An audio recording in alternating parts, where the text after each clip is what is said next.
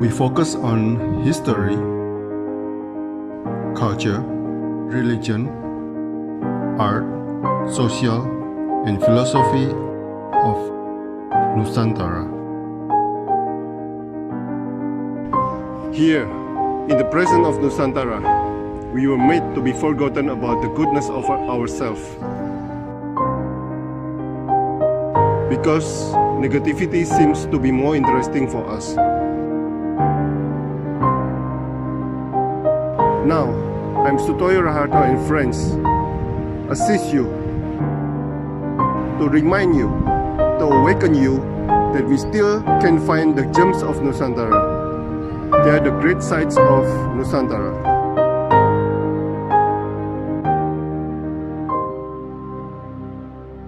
Oke, selamat sore Bu Susan Swan, seorang penulis buku. Iya. Ya, oke. Buku apa saja yang sudah pernah diterbitkan, Bu? Silakan.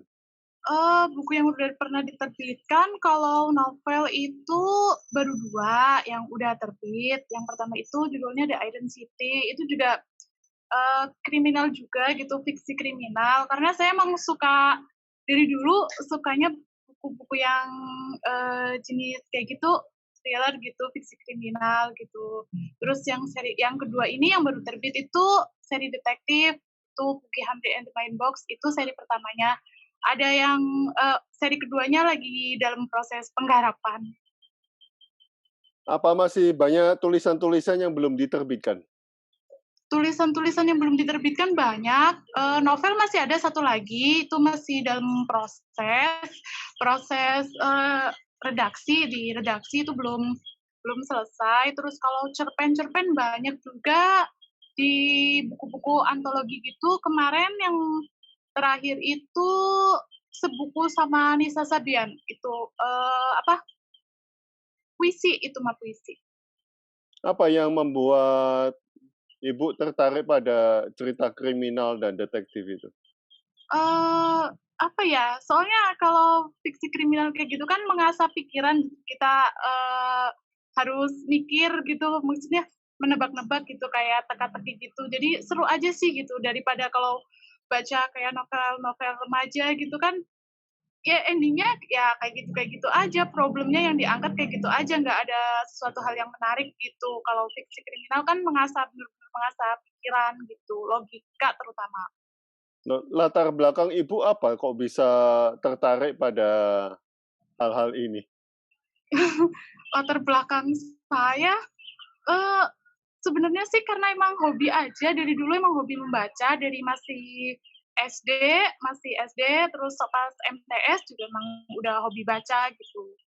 Dari dulu emang dari kecil udah hobi baca, terus ya emang sukanya yang mengasah pikiran gitu. Oke.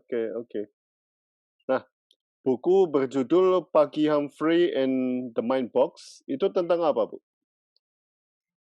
Itu tentang organisasi bawah tanah gitu, organisasi rahasia di Perancis itu, jadi kayak detektif itu mengungkap kasus pembunuhan seorang arkeolog gitu, terus itu ternyata ada hubungannya sama organisasi komunis bawah tanah di Eropa gitu, yang selama ini tuh masih simpang siur gitu, jadi dia yang mengungkapkannya gitu. Pernah pergi ke Eropa atau Perancis, Bu?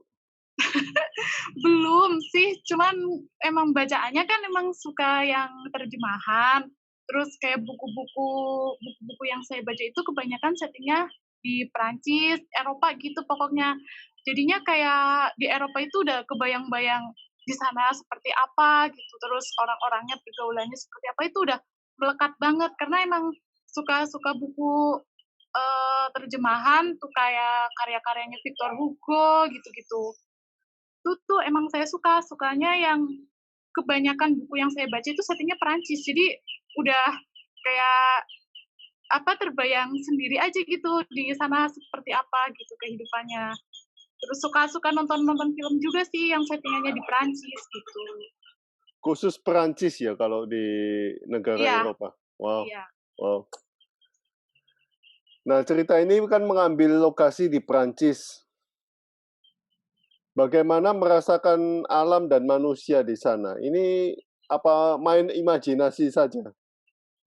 Ya main imajinasi, terus juga kan karena sering baca buku yang settingannya Perancis, jadi kita dapat feel juga dari situ gitu. Jadi dapat feel, intinya dari kalau penulis itu kan emang harus membacanya banyak, wawasannya harus banyak, terus terutama kayak kalau kita mau buat setting di Perancis berarti kita harus punya bacaan yang tentang Perancis itu, terutama terus juga dari nonton-nonton, kita kan suka nonton di YouTube apa segala macam, kan sekarang udah gampang gitu. Jadi ya kayak udah melekat begitu aja gitu di imajinasi gitu. Nggak harus pergi ke sana kalau penulis mah. Nah, apakah pernah berkomunikasi dengan orang Prancis? Berkomunikasi sama orang Prancis sih belum pernah, cuman apa ya, karena emang ya kembali lagi tuh emang udah jadi bacaan gitu, udah banyak banget buku yang saya baca itu settingannya Prancis, kalau nggak Prancis Swiss gitu kan. Jadi udah melekat banget gitu aja gitu. Kayak dialek-dialek mereka gitu tuh udah nggak asing gitu. Karena emang Ada bacaannya ada cita-cita untuk pergi ke sana? kalau cita-cita sih ada ya, pengen ke sana itu negara yang paling pengen dikunjungi gitu. Tapi kayaknya ya nunggu ada keajaiban. Nah, Nunggu ada keajaiban. bagaimana Anda membaca pikiran-pikiran mereka atau tokoh-tokoh yang ada di cerita itu hingga menghasilkan sebuah karya? Karena cara berpikirnya mereka dengan kita itu kan beda itu. Kalau Apakah apakah hanya dari latar belakang buku-buku yang sudah dibaca saja? Kalau itu sih biasanya dari imajinasi gitu. Kalau kita nulis, biasanya yang kita jadiin tokoh itu karakternya biasanya orang-orang terdekat kita, kayak teman atau saudara atau tetangga apa gitu. Kan setiap orang kan punya karakter beda-beda yang unik gitu. Jadi biasanya kita ambil karakter si A, karakter si B, terus kita jadiin karakter C kayak gitu. Cuman ya karena emang ini settingnya bukan di Indo, jadi ya balik lagi dari hasil baca buku itu tadi juga berpengaruh gitu. Jadi buat bikin karakternya gitu. Wow. Nah, apakah ada orang Prancis atau bahkan orang Eropa yang sudah pernah baca buku Anda, Bu? Kalau saya sendiri kurang tahu, cuman itu kan di-publish-nya di platform gitu, siapa aja yang kunjungin situs itu bisa baca gitu. Itu kan dulu pertama nulis buku ini itu tahun 2018, itu buat ikut event di salah satu platform itu Teamlead, itu namanya kan teamlead.com. Di situ itu event sama Grasindo. Nah, terus itu alhamdulillah kan dapat juara sebagai pilihan favorit pembaca itu di situ. Ya nggak tahu kalau ada orang luar yang baca itu, ya nggak tahu karena itu memang dipublish di platform gitu. Nah, saya pernah baca komentar-komentar katanya menggetarkan perasaan atau bikin perasaannya bisa dibawa dalam cerita-cerita Ibu, itu rahasianya apa?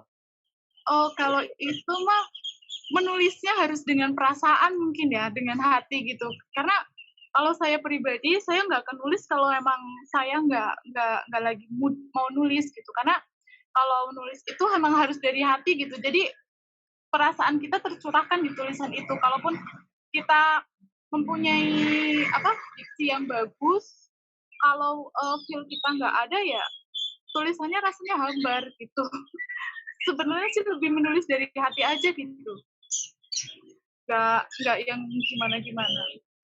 Nah, biasanya solusi-solusi dalam atau ending-ending yang di dalam cerita-cerita tersebut, apakah selesai ataukah meninggalkan teka-teki? Kalau saya pribadi sukanya yang meninggalkan teka-teki, twist ending gitu. Jadi biar si pembaca yang menentukan sendiri kira-kira seperti apa gitu. Tapi beberapa kalau novel yang pertama itu memang karakternya dimatiin. Kalau novel yang pertama, kalau yang kedua ini karena itu mau dibikin seri itu kan ini udah ada seri keduanya lagi digarap, cuman beda tema. Kalau yang tema pertama itu kayak konflik politik juga kan. Kalau yang kedua ini mungkin lebih ke forensik gitu, ilmu forensik. Karena sekarang kan saya juga lagi belajar forensik juga sama orang forensik kan. Buat riset data buat di yang the next itu tulisan yang kedua. Kayak gitu aja sih lebih. Wow, wow, luar biasa, luar biasa. Bagaimana? Wah, yang saya ingin tanyakan adalah bagaimana kita bukan hidup di daerah situ, tetapi imajinasi bermain itu. Bisa. Ya mungkin itu karena tadi itu Pak, banyak baca buku dari yang settingnya Perancis, terus juga kita sering nonton film-film juga ini Perancis kan, settingnya kayak itu karya-karya Victor Hugo juga banyak yang udah dijadiin film kan, terus kayak Maurice itu juga dijadiin film itu, ya pokoknya kayak gitu sih lebih pada apa sih ya, kalau penulis itu biasanya dia itu punya imajinasi yang tersendiri di kepalanya gitu. Jadi kita nyebutin satu kata misalnya Bandung. Bandung, oh berarti Bandung dingin. Berarti kita di secara nggak langsung di alam bawah sadar juga kita udah terbayang di sana banyak pohon, terus udaranya sejuk gitu-gitu gitu. Udah ada bayangan imajinasi sendiri sih kayak gitu. Wow, wow. Oke, oke. Oke, Bu. Terima kasih atas sharing-nya. Iya, sama-sama Pak. Saya baru tahu ada penulis seperti begini. Iya, emang kalau penulis sih sebenarnya semua orang itu bisa menulis asalkan ada keinginan gitu. Semua orang itu bisa menulis asalkan ada keinginan, ada tekad yang kuat. Nggak harus kuliah sastra, nggak harus pendidikannya tinggi, semua orang bisa nulis. Asalkan dia ada keinginan, terus juga dia kreatif, kuncinya tuh cuma satu, kreatif gitu. Oke. Harus kreatif Tapi kan pokoknya. harus memutar otak juga untuk membuat Iya. teka-teki itu. Iya. Cuman kalau sekarang sih ada banyak gitu, maksudnya kayak platform-platform online kita bisa baca di situ gitu, jadi gampang. Ya kalau menulis itu nggak harus tema yang susah sih, sebenarnya juga kayak tema-tema dalam keluarga juga bisa dibikin, asal kita kreatif aja mengolah satu tema yang sederhana bisa jadi luar biasa juga kok. Nggak harus yang teka-teki rumit gitu. Oke. Terima kasih Bu Susan. Iya, sama-sama Terima Pak. kasih atas waktunya. Iya. Oke.